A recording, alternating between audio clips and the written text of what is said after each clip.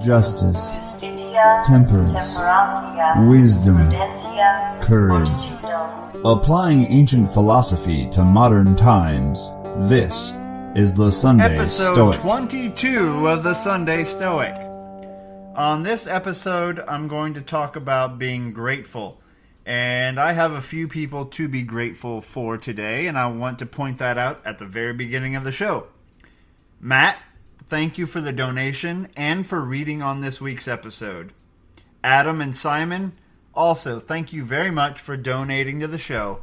I'm within about $20 of receiving enough donations to buy a year of the audio plan on Spreaker so we can have 100 hours of storage and keep the old episodes on the air and keep posting new episodes.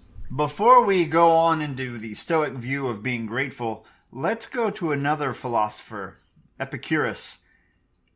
In his Principal Doctrines, number 15, I'll post a link on the show notes, Epicurus says, "Nature's wealth at once has its bounds and is easy to procure, but the wealth of vain fancies recedes to an infinite distance." That is a quote by Epicurus, not to be confused with Epictetus. Epicurus was a founder of a school that was a rival to the Stoics, one that we may talk about in the future. However, on this point, I think you would see a lot of agreement between the Stoics and Epicurus. Now let's hear what the Stoics have to say about the subject. Moral Letters to Lucilius by Seneca. Letter 81, on benefits. "But no man can be grateful unless he has learned to scorn the things which drive the common herd to distraction.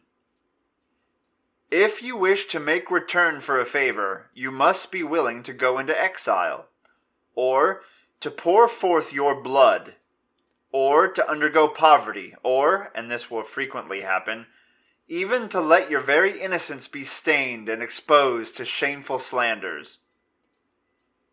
It is no slight price that a man must pay for being grateful. We hold nothing dearer than a benefit. As long as we are seeking one, we hold nothing cheaper after we have received it. Do you ask what it is that makes us forget benefits received? It is our extreme greed for receiving others. We consider not what we have obtained, but what we are to seek. We are deflected from the right course by riches, titles, power, and everything which is valuable in our opinion, but worthless when rated at its real value. We do not know how to weigh matters. We should take counsel regarding them, not with their reputation, but with their nature. Those things possess no grandeur wherewith to enthrall our minds, except the fact that we have become accustomed to marvel at them. For they are not praised because they ought to be desired, but they are desired because they have been praised. And when the error of individuals has once created error on the part of the public, then the public error goes on creating error on the part of individuals."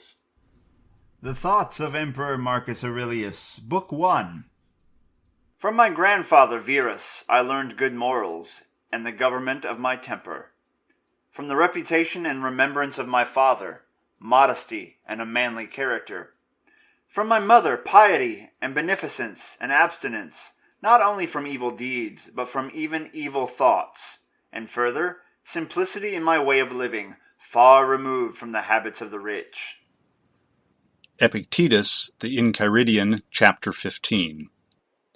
Remember that you must behave in life as at a dinner party. Is anything brought around to you? Put out your hand and take your share with moderation. Does it pass by you? Don't stop it. Is it not yet to come? Don't stretch your desire towards it, but wait till it reaches you. Do this with regard to children, to a wife, to public posts, to riches, and you will eventually become a worthy partner of the feasts of the gods. And if you don't even take the things which are set before you, but are able even to reject them, then you will not only be a partner at the feasts of the gods, but also of their empire.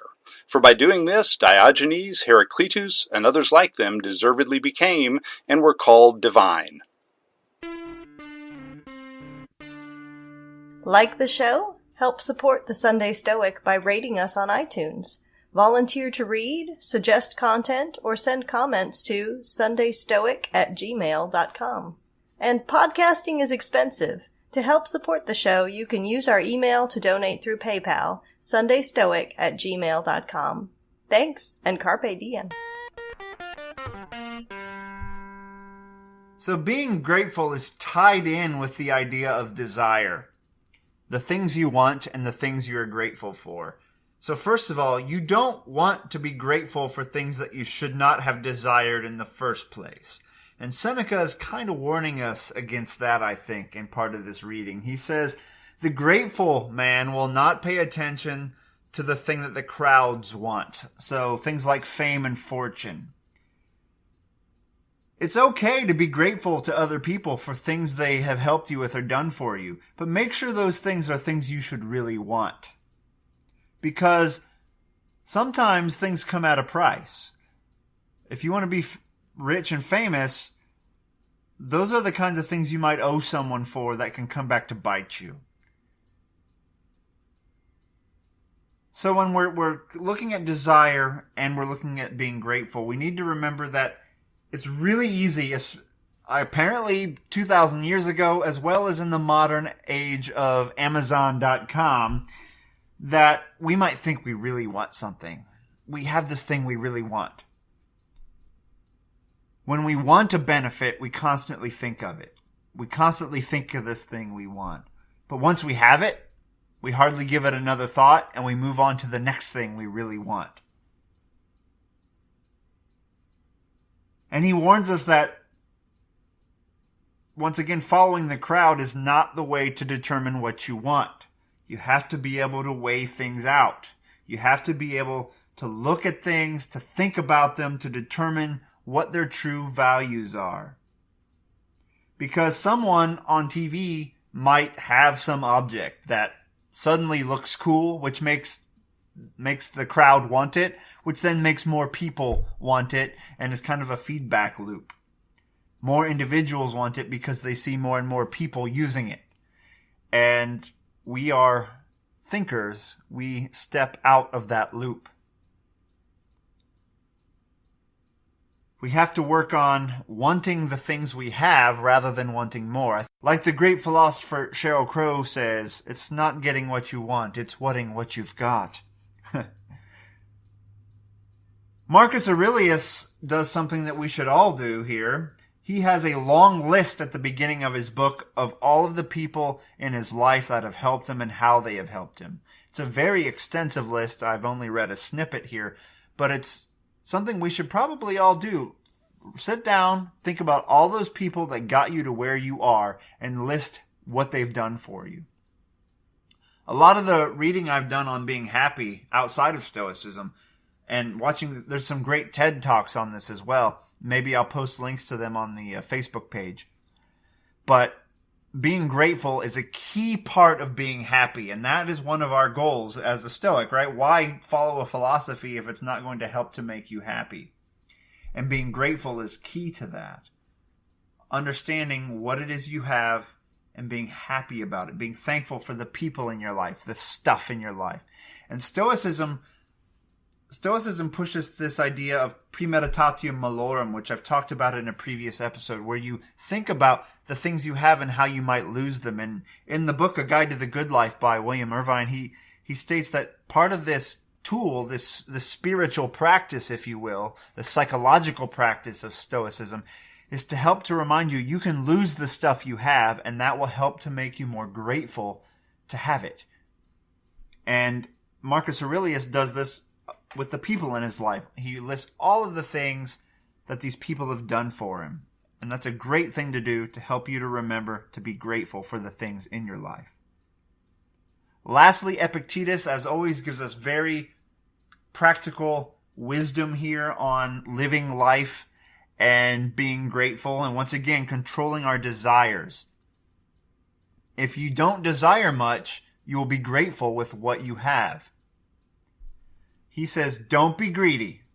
Accept the good things that come to you, but don't go chasing after them and hanging your happiness on obtaining them. like Epicurus said earlier, natural things are easy to get, and if you can tame down that desire for unnatural things, you'll be happy. But if you go chasing after things that are difficult to get and aren't really natural, then it's a horizon that never ends. You never get there. You have to work on being happy right now with what you have. Happiness is not a destination that you get to someday. If you think, oh, if I only get this car, this job, this girlfriend, this boyfriend, whatever, then I'll be happy, then you will never, ever be happy. You have to be happy exactly where you are right now. Now, you can work on making your life better, and maybe that will increase your happiness, but work on looking at what you have right now that will make you happy. So Epictetus says, once again, don't go chasing after these things. Look at what's around you. Be happy with what you have. And he then says, if you can do that, you will be worthy of dining with the gods, right? You will be godlike in that you can let things go and you accept what comes to you, but you're not going to be whining and worrying about things you don't have. And he also mentions so how you can actually be worthy of not just dining with the gods, but being part of their kingdom. And that is, if things come to you, you just ignore them. And what he's talking about there is more of the Cynic school of philosophy, which is a philosophy. I think he studied in that school before he became a Stoic, and they believed in just like living in a tub, having no possessions, etc., etc. And he really likes. I think he really likes that lifestyle, but Stoicism doesn't quite advocate that level of poverty, right? But he says if you are willing to live that way, you not only will be worthy of dining with the gods, but like ruling alongside them is how he puts it. But what we're talking about here is controlling our desire for things. If we can control our desire, we can be grateful for the things we already have. And we won't go chasing after things that we can't get, or falsely believing that if we do get that next item, it will make us happy. So let's try to be happy with what we have as well as we can. We can still make our lives better, but we know better than to go chasing after that crap that's on that commercial you just saw, or that new gizmo, the new iPhone 2000, or whatever it might be. You don't really need it. You can be happy with what you have. Let's work on that this week. Shoot me an email, sundaystoic@gmail.com. Thanks again to the donors and the listeners. Stay stoic and seize the day.